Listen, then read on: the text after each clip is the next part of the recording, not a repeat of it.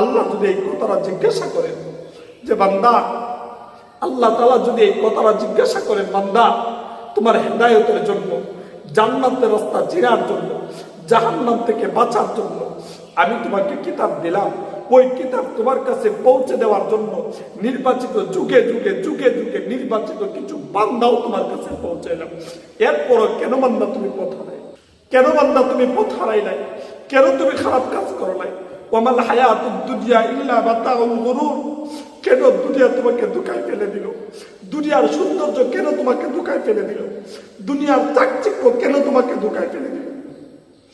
আফসোসের সাথে বলতে হচ্ছে আজকে লক্ষ লক্ষ যুবক সেজদা দেয় না, নামাজ পড়ে না। আজকে তারা মনে করে মোবাইলে তাদের জীবন, রাত ভর নর্তকীর ছবি দেখা, এটাই মনে জীবন। বন্ধুদের সাথে আড্ডায় সময় কাটানো, এটাই মনে তাদের জীবন। কেন এরকম হচ্ছে?